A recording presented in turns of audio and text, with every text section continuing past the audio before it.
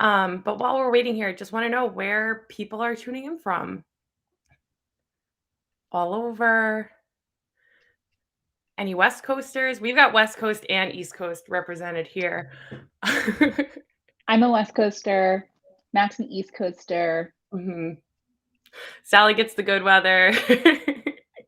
It's still early on my side of the world right now. So, all right.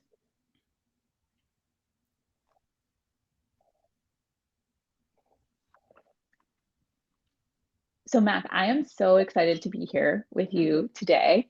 For Matt's one of my favorite people at DataRobot. We got to work very closely together over the past couple months or couple years now around COVID, man, time flew. And then we've gotten to continue to work with each other for on some different projects as well, which I think we're actually hopefully going to get to touch on. Yes, very exciting. And we even got to meet each other in person once. Yes. And we hugged, which is not really recommended in the middle of a pandemic, but that's true. We just couldn't help ourselves. After so much time working together, it's like we couldn't help it. So my name is Sally Embry. I'm the field CTO for healthcare of DataRobot. I'm an epidemiologist by background, but have also basically been working on the intersection of AI, healthcare tech, really on the application of AI, and how do you actually use AI to move the needle. Matt, Yes. do you want to introduce yourself? Yes, thank you. So I'm a senior product manager here at DataRobot, and I have worked very closely with Sally, like she said, on building products specifically for utilizing AI in the healthcare space, particularly when it comes to the COVID-19 pandemic. I have a background in travel logistics, which is very, very different. But yeah, I'm so excited to be here too, because it's been, actually, Sally, it feels like it's been a little bit too long since we've gotten to work together. I agree. Every time I get to interact with Matt, it's like the highlight of my week. So. Yeah, we should just start booking time on our calendars. Very important meeting. Great. So we are here today to talk about, as you probably could have guessed from some of the context clues that we've laid out, AI in healthcare, particularly when it comes to cardiovascular health. So we're going to touch on cardiovascular health, but a lot of this is going to be more about the holistic approach to healthcare and how AI can be such a powerful tool when it comes to predicting long-term outcomes and really the future of the impact that this technology can have. And we're super jazzed about it. We hope you're jazzed about it because there's so much potential here and there's so much that's already been done and that's being done that we are so excited every day to read about and learn about. So we're really happy to have you here. But before we get started, I just want to know if we have any healthcare professionals on the call, mainly data scientists, if you're whatever occupation you are, feel free to weigh in the chat because that will help us tailor our conversation to be geared towards you guys. Cool. And Matt and I would like to do this again at one point. So if there's opportunities to get more technical, less technical, like we want to hear that too. So. Yeah, like we said, any opportunity where we get to work together, we're excited about it. We're plotting the future here. Yes. Anything anybody wants to hear about, we're happy to chat about it. Awesome. Okay. So seems like we have quite a few people on the call. So we might as well jump into it. So Sally, do you want to start out, give us a little intro to CVD, what's going on in the space there, and get us started? Yeah, sure. So cardiovascular disease is a broad term for any disease that affects the heart and blood vessels, but it's the leading cause of death in the US for men, women, and basically all racial and ethnic groups. And the CDC actually reports that one person dies of CVD every 36 seconds. And so the reason why I feel particularly moved to talk about this topic, we've done a couple presentations on AI in the CVD space, is that it really touches everybody. You know somebody or you have been impacted by cardiovascular disease. And so if we can really think about how AI can move the needle here, then there's a lot of ability to impact thousands, millions of people. And the reason why I think AI can particularly make a difference here is that it's already being used to help diagnose a number of different cardiovascular diseases. And when we think about like diagnosis and patient care, that's really the ultimate goal of AI. Right now, we really utilize AI more on the operational side, a lot on the efficiencies, a lot of how to plan and operate the hospital as a whole. Patient care, point of care is the ultimate goal. Preventative care is the goal. But we're a long way off of that. So one thing that makes AI in cardiovascular disease so useful is that we're already seeing movement in that point of care space. And yeah, that's why I get excited to talk about it. Yeah, agreed. What I guess I have a question. So I'm going to take this opportunity to learn for myself as well. When we talk about cardiovascular, like what kinds of like what does that spread? Like, give some examples, I guess, for those who don't have the extensive background that you do. Yeah, so you can think of this as atherosclerosis, which is just blockages of the arteries, something that might cause a heart attack, arrhythmias, so abnormal heartbeat. And then there's like other more serious, I mean, those can lead to serious conditions, like a heart attack's pretty serious. But you can also think of things like congenital heart abnormalities as something falling under cardiovascular disease as well. So it's a very broad term for something that can be that the general population has fairly like a high prevalence of, or something that's very specific and can be very dangerous in the acute sense as well. Got it. And feel free to correct me if I'm wrong, but what percentage of those are preventable, or at least like better if you take action earlier? A lot of them. I don't have like the exact percentage off the top of my head, but there is definitely most of the diseases that fall under CVD are considered preventable.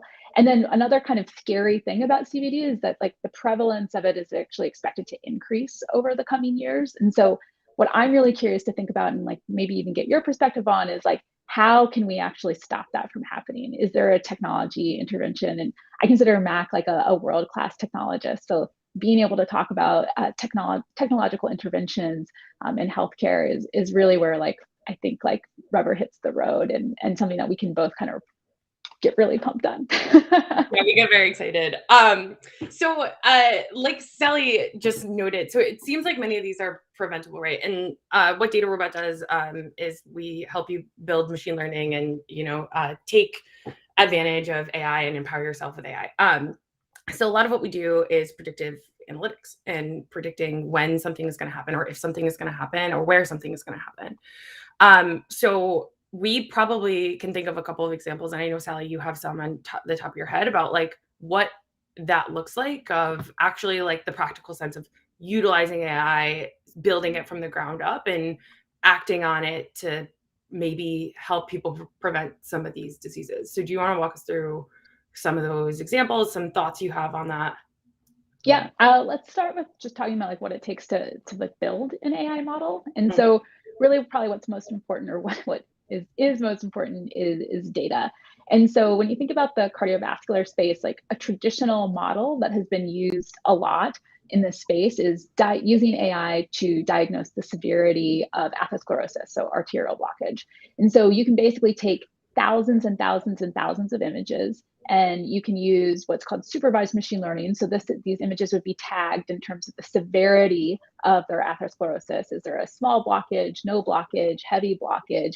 And you can use that information to create a data set about how severe atherosclerosis is in a patient population. And then that's how you build a model, essentially, is you take those images, you train the model off those images with that supervised data, and then you're able to say, like, when you run a new image through that model, you can say, like, this image shows no blockage. This image, it can predict this image shows no blockage. You can say this image is heavy blockage.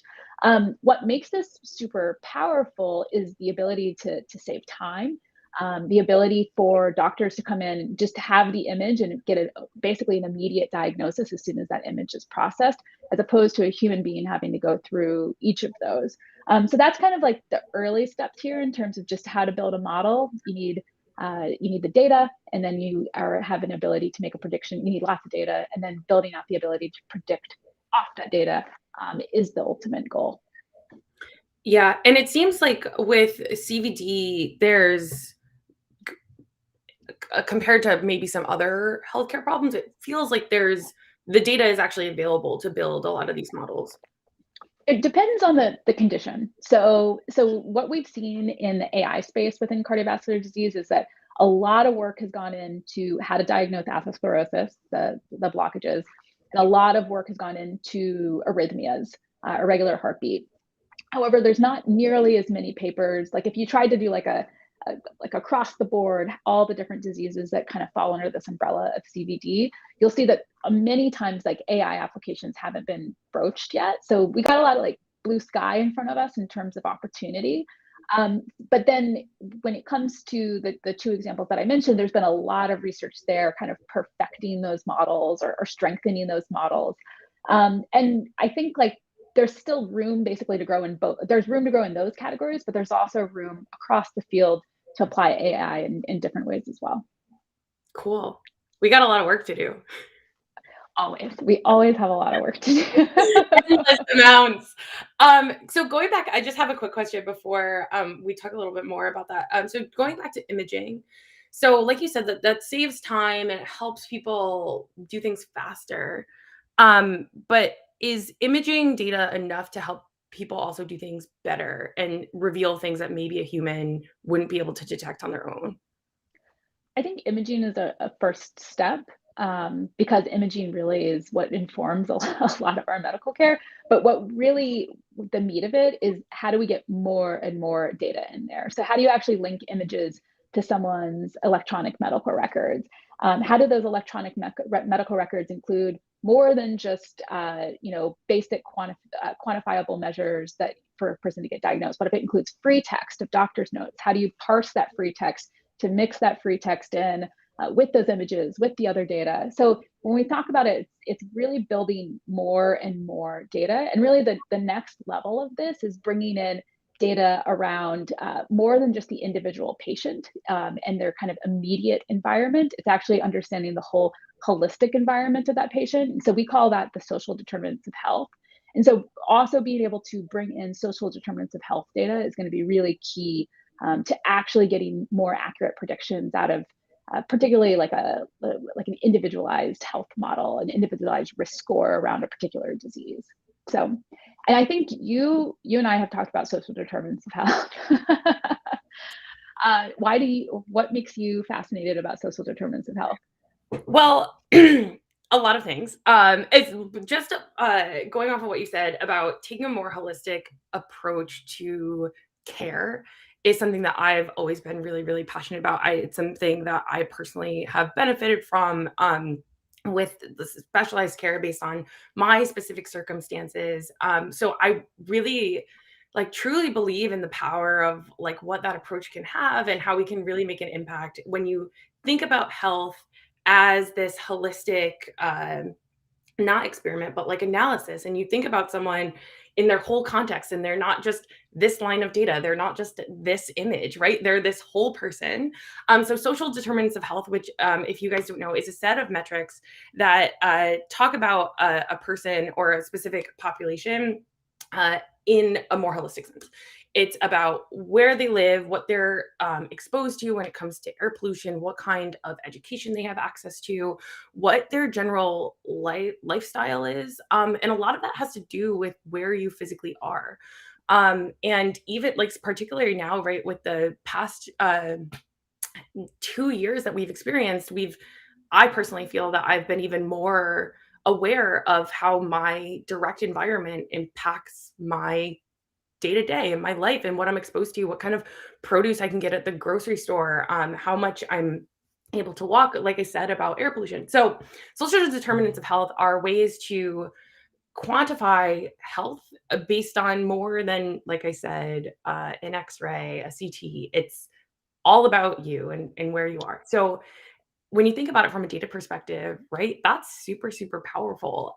The ability to take this data that's hyper locale specific, combine it with all those other data points that previously are really all we've had access to, you're able to really more innately understand this person behind this data point. And AI, like the power of AI there, right, is to be able to identify trends of what is happening across data points. So an example being of if there's a disease out there that's currently like it's an unknown cause, right?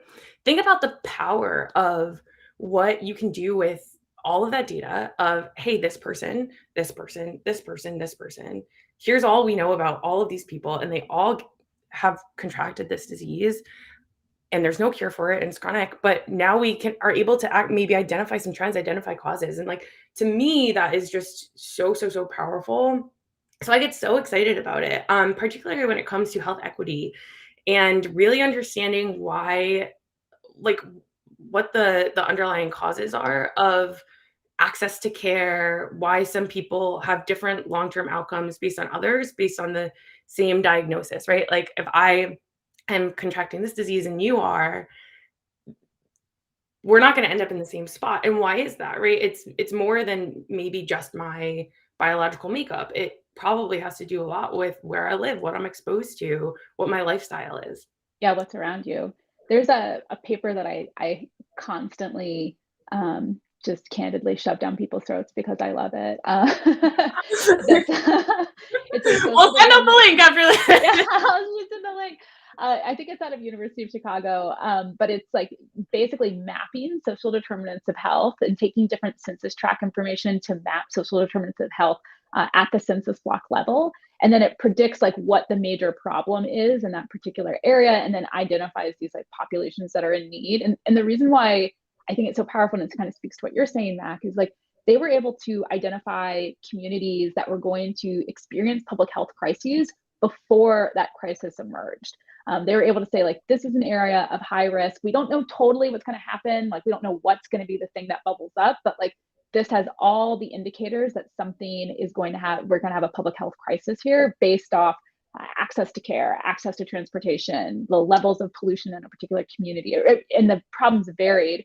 And it was very, like it picked out Flint, Michigan. It picked out a community in Alabama that was also having a water-led crisis. It was a fascinating read to me in terms of what you can do without individual data, just like population level data to predict where these problem areas are going to bubble up. Yeah, and a lot of the work that Sally and I have done in the past 2 years has been oriented around public health outreach and the power of public health. And I'm sure everybody on this call can understand why that is, right? And like what Sally was saying, like the population approach and just even knowing where things are happening and where things are going to be bad in the future, and really using the power of geospatial based modeling has been so impactful in the past year. And when it comes to public health, the people who are actually going out there and taking action in the community and solving these problems, if you can equip them with these powerful tools of knowing when an epidemic, regardless of which epidemic it is going to peak or be the worst in a certain area, think about the preventative actions that these people can take. The So application. yeah, Yeah. and we really believe in that here. We have a couple of things at DataRobot that we have oriented around geospatial modeling. We have location AI, which helps even like create features for your model based on the proximity to certain locations within your data set. So an example that actually Sally shared with me as we discuss this stuff all the time is a professor you had or an advisor who did a study on the likelihood of contracting asthma based on your proximity to a freeway. Yep. Dr. Tolbert, Emory University. She was my advisor back in the day. But yeah, she looked at asthma if Atlanta children in proximity to where they live, basically, and like how severe their asthma was and what the likelihood of them developing asthma was just based off the air pollution in their immediate vicinity, and found a relationship in terms of how far away they are from a particular highway or a particular source of pollution would greatly reduce or increase their propensity for asthma. So just like that kind of goes back to the social determinants of health as well. Just this like, oh man, like you don't always get to choose where you live. In fact, most people don't, and it's having an impact on your health in maybe ways that you don't even recognize. Yeah, and this kind of touches on another piece of this as well about how most, at least you correct me if I'm wrong, because you really, really understand the space more innately, but it seems like many of these approaches are these like one-off studies or a paper. Like we're not able to like holistically understand population health. We're able to like deeply analyze maybe the impact of air pollution on a certain disease rather than based on where you like here's all of your things that you are likely to maybe be contracting and here's what we are able to do for you.